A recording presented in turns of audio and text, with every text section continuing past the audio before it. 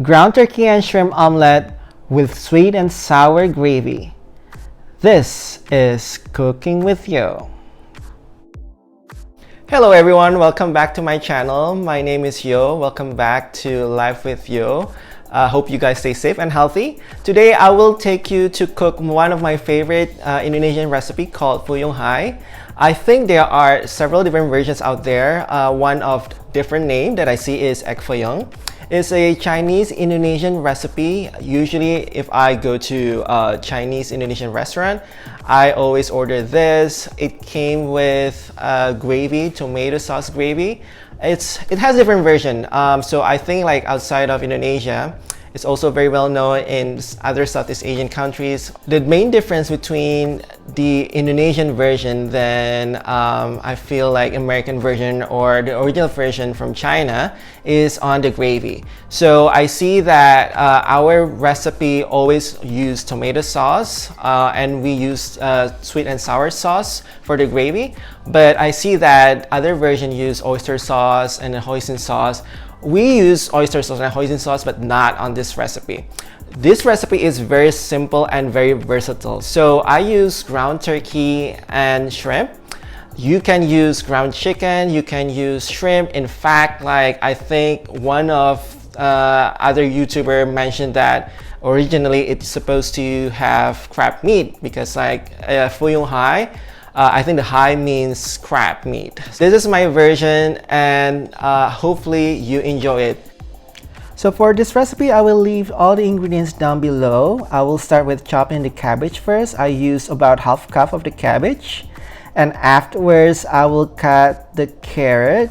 So for the carrot, I use one medium carrot and I grate it with I just grate it with cheese grater. I mean, whatever you can use to make your life easier, right? And then the next one you see, I just sliced one stalk of green onion or scallion and just put it all in one big bowl and mix it with kosher salt and white pepper. So white pepper is optional. I mean, you can use black pepper if you don't have white pepper. But Indonesian recipe, we don't use black pepper that much. And then the next step is I'm just gonna chop nicely the shrimp and just put the ground turkey. Mind you, we Indonesian don't usually cook with ground turkey. I don't even think that we have ground turkey in our groceries. You can easily replace that with ground chicken. And as you can see now, I just mix everything with 3 large brown eggs and potato starch, about 2 tablespoons of potato starch and 1 tablespoon of all-purpose flour. Okay, as you can see, I just fold everything with my spatula. After we done with the batter, let's start to prepare for the gravy. So I just peel the skin of the tomato. As you can see, I just use the inside part of the tomato and just chop it. And the next part will be the yellow onion. I mean, you don't need to dice it, so just thinly slice the onion. So as you can see, I just thinly slice that, and after that I just chop the chili without de-seeding it. Okay, so now it's time to cook the batter. So the first one, just heat the oil, the vegetable oil, and then I use a measuring cup. This batter can make about 2 portions. And then you cook about 2 minutes for each side, and then flip it again for another minute on each side so it becomes golden brown. So after it becomes golden brown, set it aside and cook another portion. After you're done with it, you will prepare the gravy, right? And then the gravy, you need to heat the avocado oil first, and then cook the yellow onion, and then add the chili after that. I use chili de arbol, but you definitely can use another type of red chili such as Thai chili. It's up to you. And I don't de-seed because I like my food to be spicy. We never I feel like Indonesia never actually remove the seed from the pepper, any kind of pepper. And then after that, The next ingredient that will get into the gravy is tomato ketchup. I use tomato ketchup with less sugar, so that's why I will add sugar later. I use about 3 tablespoons of tomato sauce, or I mean like ketchup. And then after that, I will add about 2 teaspoons of rice vinegar. It seems like I add 4 teaspoons, but I use actually half teaspoon of measuring cup there.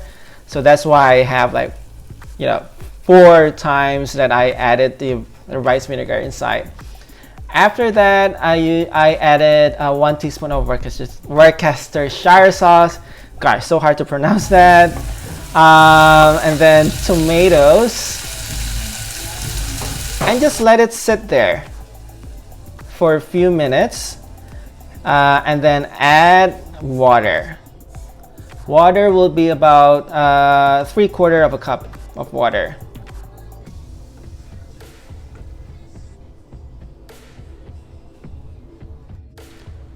Okay, so I added salt and white pepper to taste.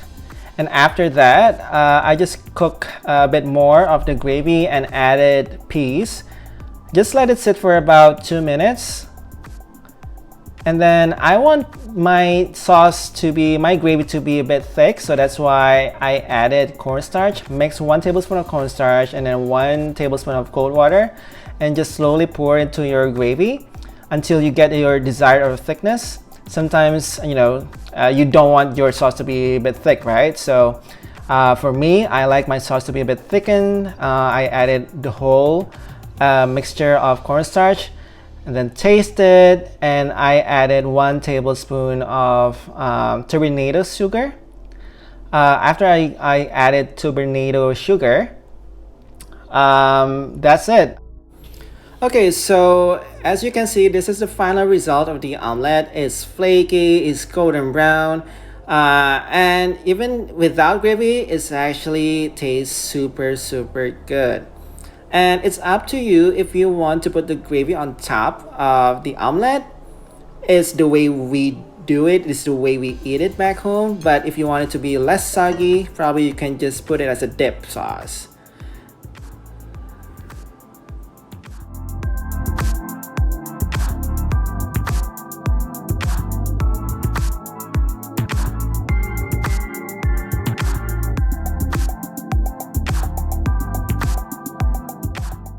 Okay everyone, so it's the moment of truth. Let's try the Phu Yung Hai. It's done. I tasted the gravy before. It's a bit spicy, but as always, you can omit the pepper. But as Indonesian, I like my food to be spicy. So, oh my god. This is the Phu Yung Hai that I tasted on Chinese Indonesian restaurant back home. It's very good. I mean, just the sweet and sour sauce on top of the omelette. The omelette itself, without the sauce, is already good. But to put the sweet and sour sauce on top of it, I mean, super delicious. And it's because of the mix between the shrimp and the turkey. Makes everything so good and so flavorful. So I already cooked my quinoa, and then I will eat this Phu Yung Hai with quinoa. Of course, you can actually eat the Phu Yung Hai with fried rice or regular rice, jasmine rice or whatever. It's up to you. So that's my video. Hope you guys enjoy it.